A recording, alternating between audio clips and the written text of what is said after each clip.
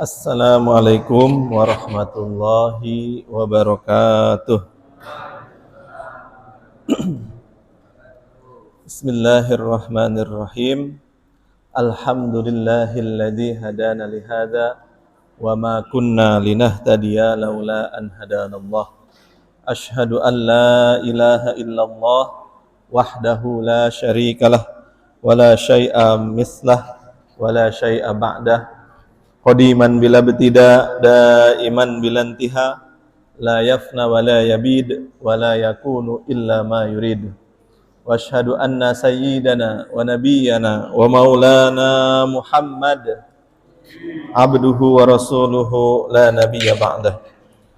Qala Allahu azza wa jalla fi kitabihil azim wa huwa asdaqul qailin. Ba'da a'udzu billahi minasy syaithanir rajim. Bismillahirrahmanirrahim. Syahrul Ramadan alladzi unzila fihi al-Qur'an hudal lin-nasi wa bayyinatin minal huda wal furqan. Wa qala Allahu azza wa jalla aidan innahu fi lauhim mahfuz bal huwa Qur'anun majid fi lauhim mahfuz. Shadaqallahul adzim. Suara saya terdengar jelas ke belakang atau kurang jelas? Jelas nih. Hadirin wal hadirat, malam hari ini saya bahagia sekali ikut menghadiri khataman Al-Quran. Ini majelis khataman, banyak sekali keberkahan yang diturunkan pada malam hari ini. Beberapa waktu lalu diundang malam untuk ngaji bersama saudara semuanya di Masjid Al-Ikhlas ini. Sebetulnya malam ini bertepatan saya juga khataman di pondok. Tapi karena Al-Ikhlas yang mengundang di pondok, undur. Agak malam nggak apa-apa, santri. Malam ini sama khataman juga. Alhamdulillah bisa silaturahim di Masjid Al-Ikhlas, satu kehormatan bagi kami. Bapak Ibu, berbicara tentang Al-Quran selalu membuat hati saya bahagia, karena menjadi keyakinan umat Islam, Al-Quran adalah kalam Allah subhanahu wa ta'ala. Kalam Allah adalah sifat Allah subhanahu wa ta'ala. Sifat Allah berarti qadim, sifat Allah berarti azali, kekal, tidak ada awal, abadi tanpa ada akhir. Sifat Allah berarti tidak diciptakan, sifat Allah berarti tidak berubah. Dan Al-Quran sifatnya seperti itu. Al-Quran sendiri secara bahasa dari kata qoro'a, tasrifannya atau derivasinya menjadi qira'ah, menjadi Qur'anan. Nah, ketika bahasa Arab diakhiri dengan an seperti itu menunjukkan sesuatu yang paripurna, yang sempurna. Quran berarti bacaan yang sempurna. Kemarin saya ingat pernah bicara kurban,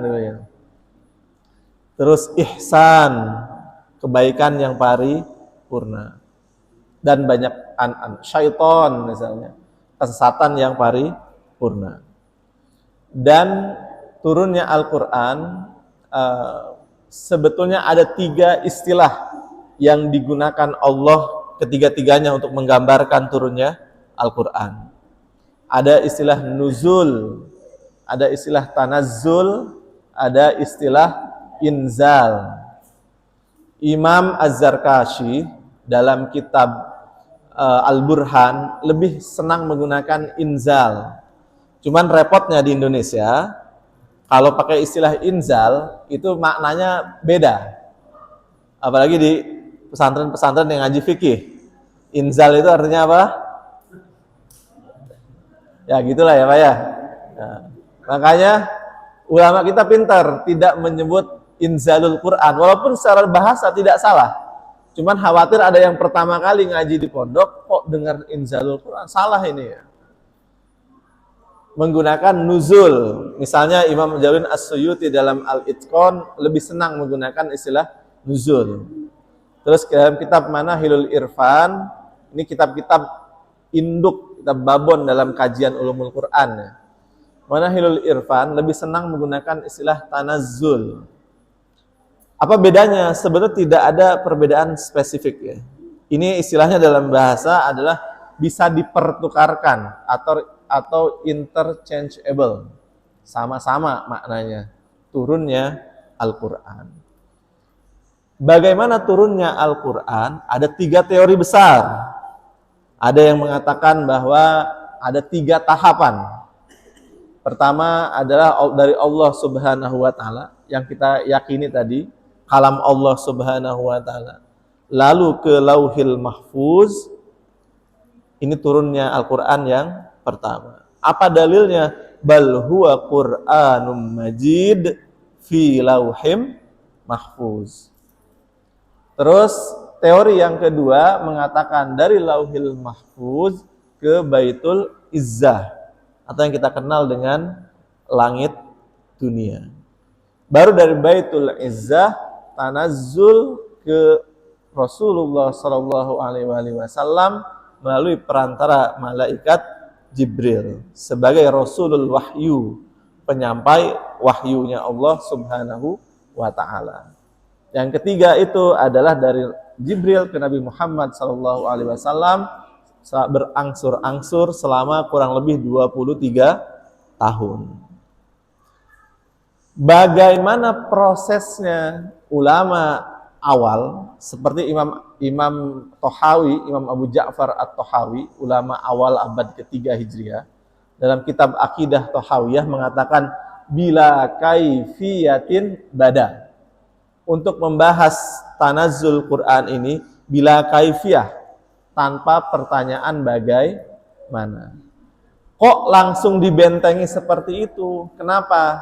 Karena khawatir kita makhluk itu kesulitan menjangkau Sang Khalik. Dijelaskan serumit mungkin, sejelas mungkin, jatuhnya khawatir malah kita tidak paham. Makanya Imam Abu Ja'far At-Tahawi seperti Imam Abu Hanifah dalam Fiqhul Akbar juga mengatakan dalam urusan nuzul Quran ini bila kaifiyatin badan. Pokoknya Al-Quran turun dari Allah Subhanahu wa Ta'ala, tidak perlu dipikirkan bagaimana cara turunnya. Sedangkan mushaf yang kita pegang hari ini itu adalah mushaf, itu adalah Al-Quran yang dicetak. Al-Quran adalah ghair makhluk, qadim, sifat Allah. Sedangkan mushaf adalah makhluk dalam akidah ahli sunnah wal jamaah. Kalau kita mengatakan mushaf Al-Quran itu ghair makhluk, itu problematik, itu repot. Kenapa repot? Karena nanti kita berpikir bahwa percetakan itu adalah pencipta kalam Tuhan, itu berbahaya secara teologi. Gitu. Lalu setelah turun kepada Nabi Muhammad sallallahu alaihi wasallam yang prosesnya tadi berangsur-angsur, tadarruj, lalu setelah Nabi wafat, Al-Quran mulai dibukukan, diinisiasi oleh Sayyidina Abu Bakar Siddiq radhiyallahu anhu. Sayyidina Abu Bakar Siddiq mulai berinisiatif, walaupun pada akhirnya tidak selesai. Lalu nanti baru diparipurnakan, diselesaikan oleh sahabat Sayyidina Utsman bin Affan radhiyallahu anhu.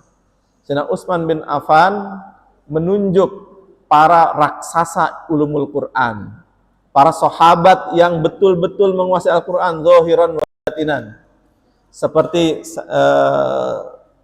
Sayyidina Ibnu Abbas radhiyallahu anhu, Sayyidina Anas bin Malik radhiyallahu anhu, Sayyidina Ikrimah radhiyallahu anhu, juga Sayyidina Ubay bin Ka'ab, dan juga tidak ketinggalan Sayyidina Zaid bin Sabit yang menjadi kepala atau ketua panitia pentadwinan Al-Quran, dan dibuat secara yang amat sangat ketat.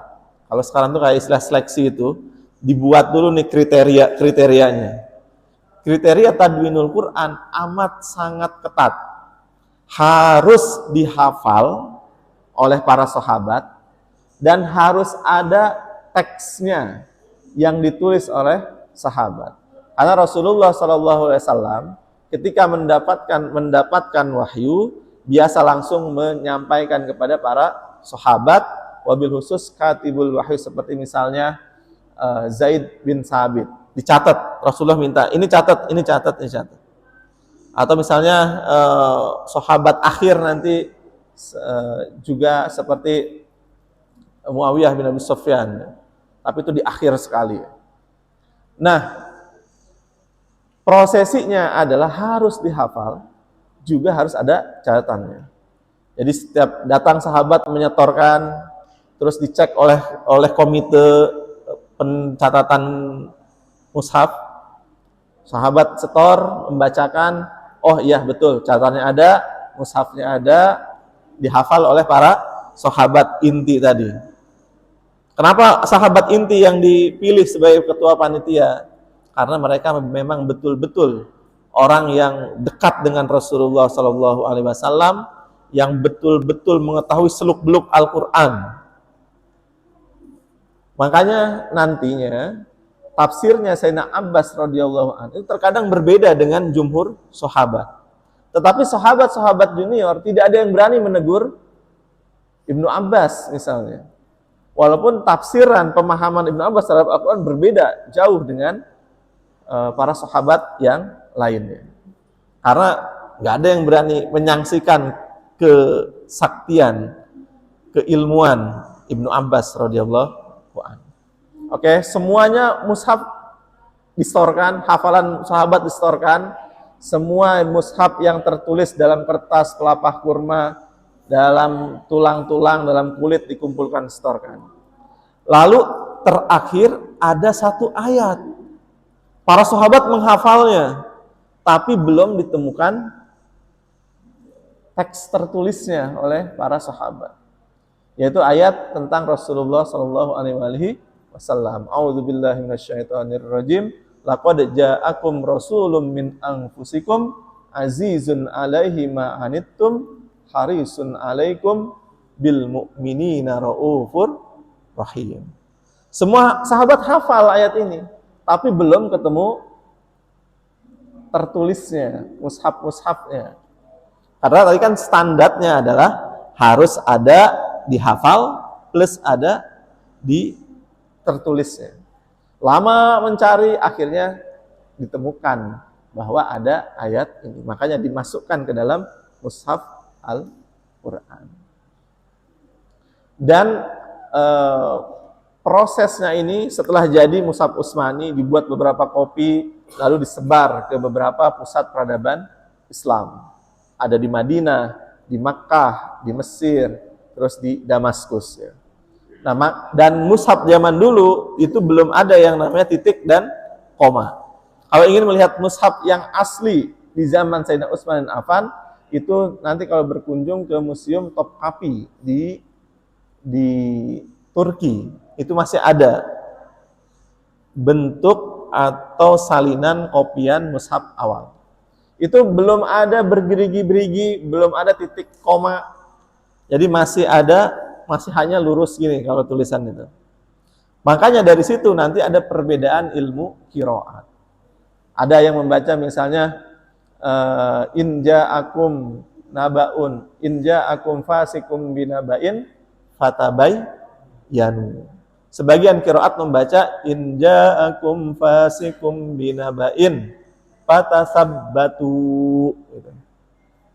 Apa bedanya? Kalau kita lihat secara geriginya itu sama tuh, fatabayyanu dengan fatasabbatu. Karena dulu belum ada titik koma, titik itu baru ada di generasi di sahabat junior, yaitu Sayyidina Ali bin Abi Thalib berijtihad. Ini harus dititik komakan biar bisa dipahami.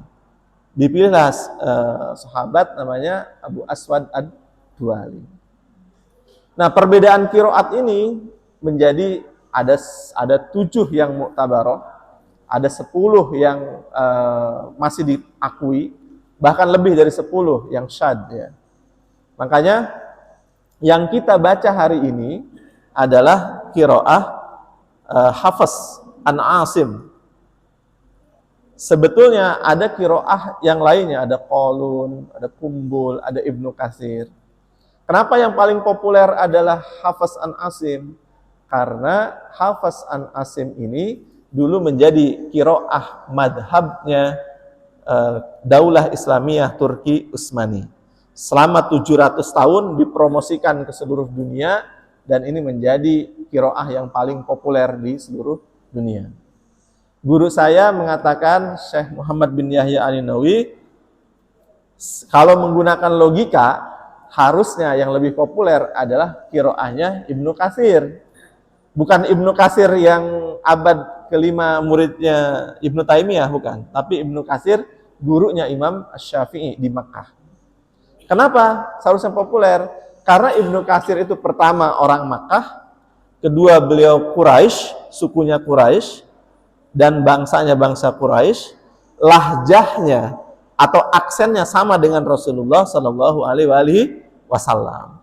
Tapi kenapa yang lebih populer adalah Hafs an Asim qiraahnya yang kita baca hari ini? Ya karena tadi ada faktor politik yang mendukung penyebaran qiraah Hafs an Asim.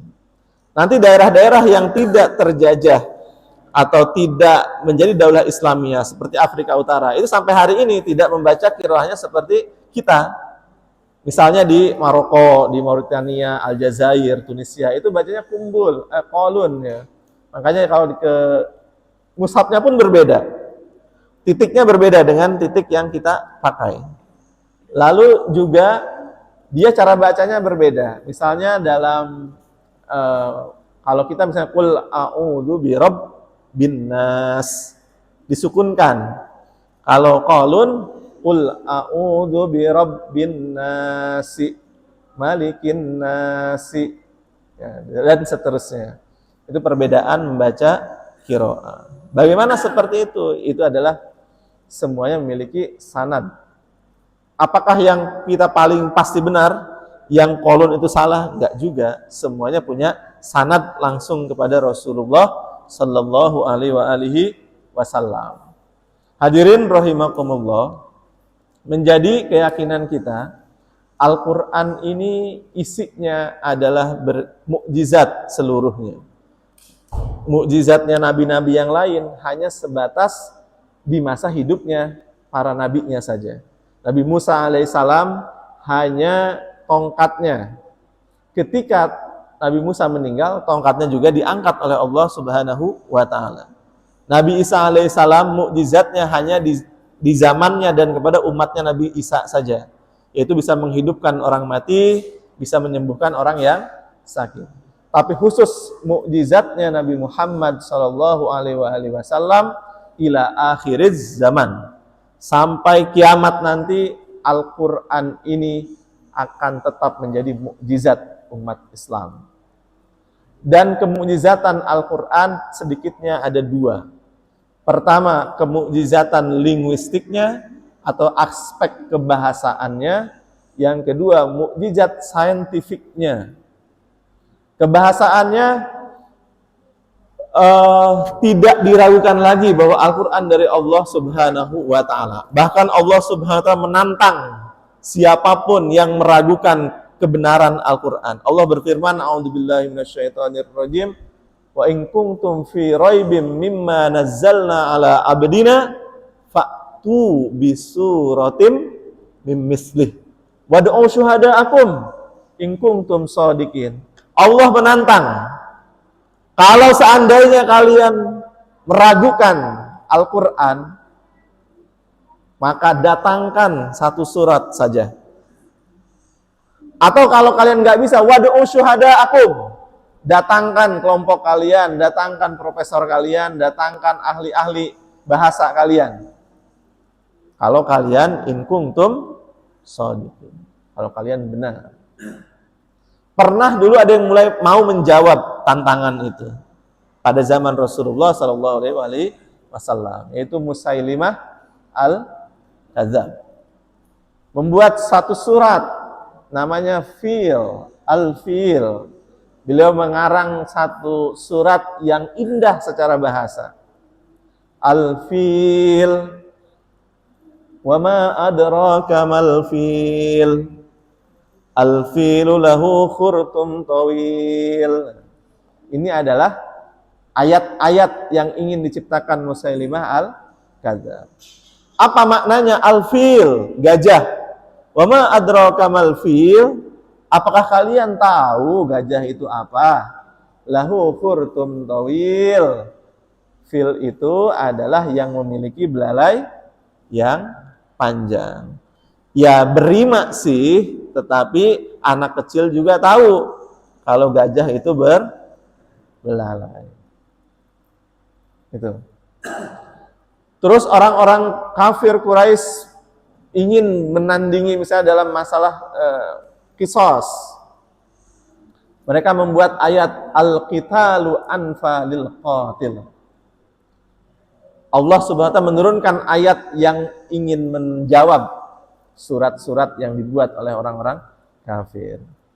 Lahum fil qisasi haya, kata Allah Subhanahu wa taala. Yang pertama tadi hanya mengatakan qatil, pembunuhan itu hanya akan menghidupkan pembunuhan yang lain. Tapi Al-Quran menjawab, lahum fil qisasi haya. Bagi kalian kisos. Kisos itu yang artinya kalau membunuh dibalas bunuh, kalau potong tangan dibalas potong tangan, kalau memenggal dibalas dipenggal. Al-haya, kata Allah Subhanahu. Dalam kisos itu ada haya, ada menjaga kehidupan. Jadi Al-Quran itu singkat, indah, juga memiliki badi'iyah, memiliki keindahan bahasa yang amat sangat tinggi. Dari segi bahasa, ini kemukjizatannya. Bahkan Allah Subhanahu wa taala menggunakan contoh ba'udah, menggunakan contoh nyamuk untuk memberikan istihza, mengelek-ngelek, mengolok-olok orang-orang kafir. Ini aspek kebahasaan. Nanti mukjizat, konten mukjizat dalam Al-Quran yang berikutnya yaitu adalah aspek saintifik atau aspek ilmiah di dalam Al-Quran. Allah Subhanahu wa taala menggambarkan misalnya penciptaan alam raya. Afala yanzuruna ilal ibili kaifa khuliqat wa ilas samai kaifa rufi'at wa ilal ardi kaifa sutihat. Allah ingin menggambarkan bagaimana, coba kalian perhatikan alam raya ini, bagaimana unta-unta itu diciptakan, bagaimana langit ini dibuat oleh Allah Subhanahu wa taala, bagaimana bumi ini dibelah oleh Allah Subhanahu wa taala. Coba pandang, coba iktibar terhadap penciptaannya Allah Subhanahu wa taala. Terus juga dalam ayat misalnya wahadainahun najdain. Allah menggambarkan bagaimana, coba lihat anak-anak bayi baru lahir, bagaimana bisa dia langsung tahu caranya makan. Nggak lihat tutorial YouTube, tidak lihat status Instagram siapapun, bayi baru lahir langsung bisa nyusu kepada ibunya. Itu apa? Allah yang memberikan ilham, memberikan petunjuk kepada manusia. Dan Allah ingin menggambarkan, ini loh kemukjizatan Al-Quran. Al-Quran menggambarkan dengan detail. Kalau seandainya Al-Quran itu salah, pasti berbeda karakteristik anak. Mungkin anak nanti 2000 tahun ke depan nggak bisa cara mencari susu ibunya. Faktanya setelah 1400 tahun masih bisa untuk menyusu. Bahkan keahlian ini ada yang sampai diterawat sampai bapak-bapak ya, ke istrinya. Ini adalah bukti saintifik Al-Quran. Terus misalnya Al-Quran menggambarkan min nutfati yumna, menggambarkan bagaimana penciptaan manusia dari nutfah dari sperma. Atau dalam ayat yang lain misalnya Allah menggambarkan ketika kita semakin tinggi ke atas, dada kita semakin sesak. Ini kan fakta saintifik yang diketahui oleh orang-orang pilot, orang-orang yang pergi ke angkasa. Oh iya, semakin tinggi jarak kita dari bumi, semakin sesak dada kita, makin berat untuk bernapas. Ini disampaikan oleh Al-Quran 1400 tahun yang lalu. Dari mana Nabi Muhammad SAW kok bisa menyampaikan fakta-fakta saintifik seperti ini? Kalau bukan dari Allah Subhanahu wa Ta'ala. Padahal datangnya Al-Quran itu spontanitas. Para sahabat bertanya, Rasulullah menjawab. Sahabat bertanya, Rasulullah menjawab. Pada umumnya, wahyu itu datangnya spontanitas. Kalau seandainya itu karangan Nabi Muhammad SAW, pasti ada satu saja yang kontradiksi antara satu ayat dengan ayat yang lainnya. Faktanya, dari surah Al-Fatihah sampai surah An-Nas, itu tidak ada yang kontradiksi satu ayat pun. Di awal Allah mengatakan bahwa Allah itu Esa, di akhir juga Allah mengatakan bahwa Allah itu Esa. Ini menunjukkan bahwa ini adalah mukjizat dari Allah Subhanahu wa Ta'ala. Bahkan Nabi Muhammad SAW tidak menambah, bahkan tidak mengurangi satu ayat pun, atau satu huruf pun, atau satu harokat pun. Tidak ada satu pun. Bahkan saking hati-hatinya Nabi Muhammad SAW ketika mendapatkan ayat dari malaikat Jibril, misalnya, Qul huwallahu ahad. Apa artinya? Qul, katakanlah olehmu wahai Muhammad, wallahu ahad, bahwa Allah itu ahad. Lalu beliau sampaikan lagi kepada para sahabat sebagaimana yang beliau dengar. Kan logikanya, kalau seperti kita mendengar Qul huwallahu ahad, disampaikan ke sahabat, nggak pakai kul lagi, langsung huwallahu ahad. Tapi Rasulullah hati-hati sekali, tidak mau mengurangi satu ayat pun, tidak mau satu huruf pun berkurang, tidak mau satu harokat pun berkurang. Ini bukti kemukjizatan Al-Quran. Tidak ada kitab suci yang dihafal sebanyak Al-Quran. Jarang kita mendengar ada di seminari orang menghafal Injil kata per kata. Jangankan katanya, tidak ada kitab suci yang diatur cara bacanya. Tidak ada kitab suci yang diatur cara baca panjang pendeknya. Satu huruf ketemu huruf lainnya ada perbedaan cara baca. Ada ikhfa, ada iqlab, ada idhar, ada idgham, bigunnah, bila gunnah. Nggak ada. Yang sedetail itu hanya Al-Quran. Al-Quran yang turun kepada Muhammad SAW 1400 tahun yang lalu adalah Al-Quran yang sama yang tadi kita hatamkan.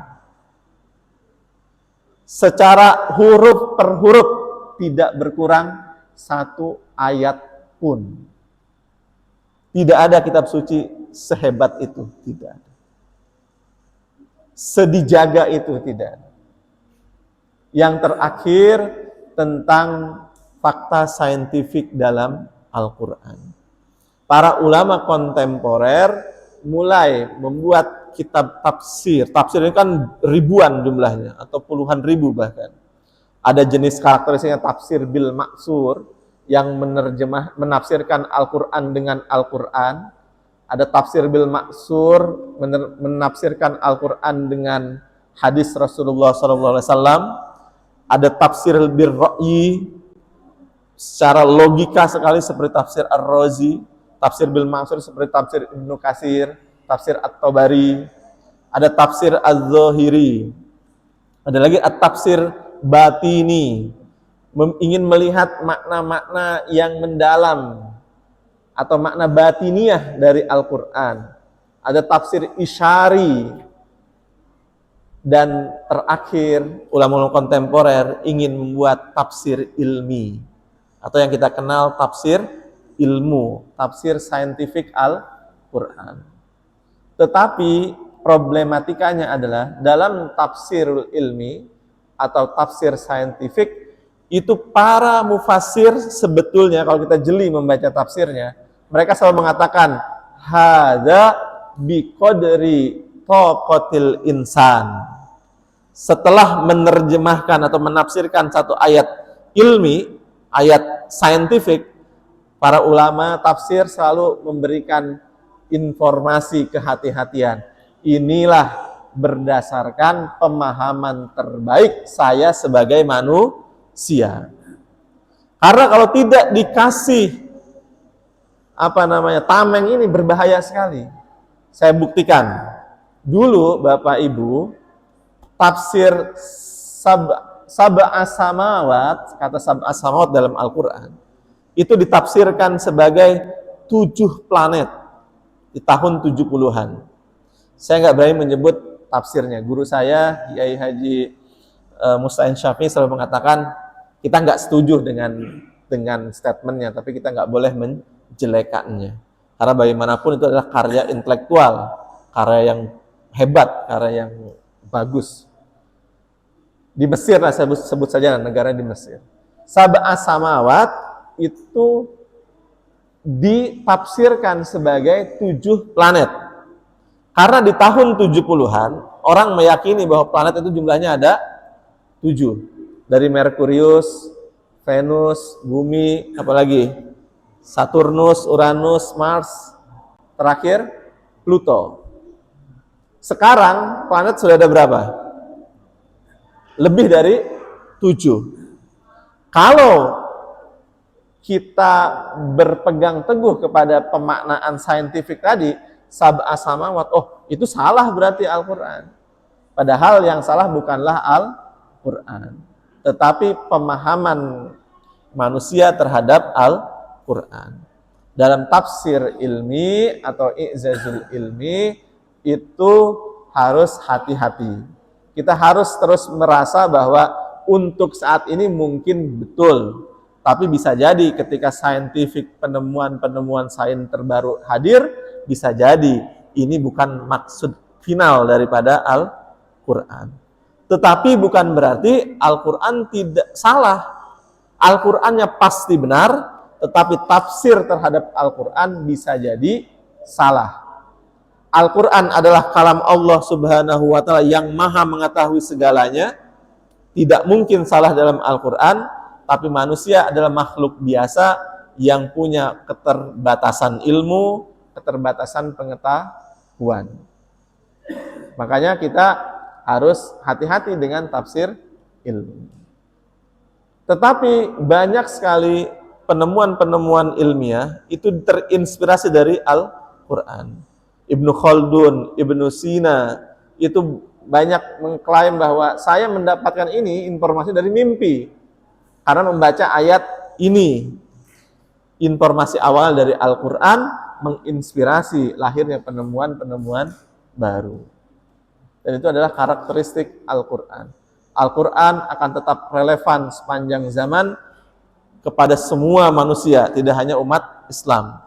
Karena Al-Quran adalah hudan linnas, petunjuk bagi manusia.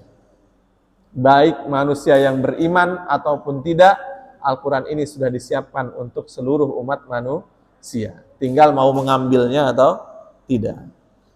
Dan di momentum nuzulul Quran ini, mari kita bersama-sama merasakan Al-Quran. Kita bersama-sama belajar menangkap kesan saja.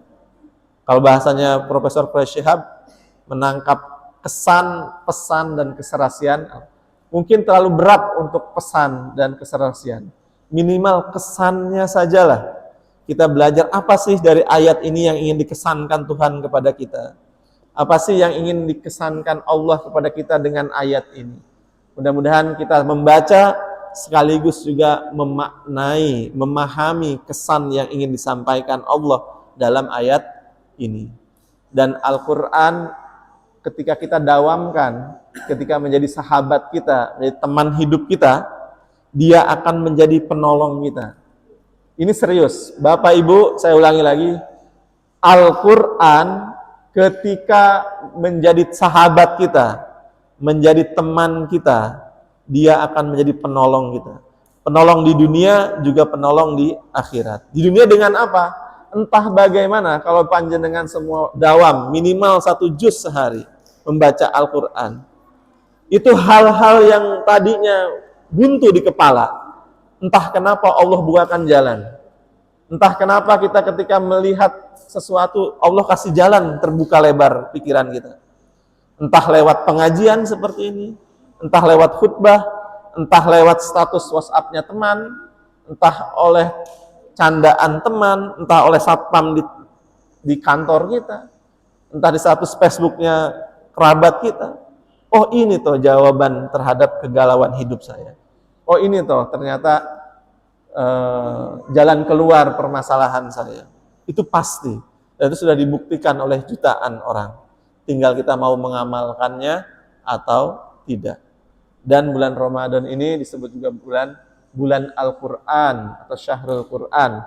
Waktu terbaik untuk kita membaca Al-Quran. Rugi kalau kita nggak membaca Al-Quran di bulan Ramadan ini. Alhamdulillah Masjid Al-Ikhlas ini luar biasa sudah menghatamkan Al-Quran. Mudah-mudahan hataman ini menjadi pemantik untuk ada hataman-hataman berikutnya. Bisa dilanggengkan, bisa didawamkan, tidak hanya di Ramadan, mudah-mudahan di bulan-bulan lainnya. Semoga bermanfaat. Wassallallahu ala sayyidina Muhammad wa ala sayyidina Muhammad. Wallahu yarhamuna birahmatin tammah. Allahumma ij'alna min ahlil Qur'an. Allahumma ij'alna minal huffadil Qur'anil amilin birahmatika ya arhamar rahimin. Wallahul muwaffiq ila aqwamit thoriq. Wassalamualaikum warahmatullahi wabarakatuh. Al-Fatihah. Bismillahirrahmanirrahim. Alhamdulillahirabbil alamin.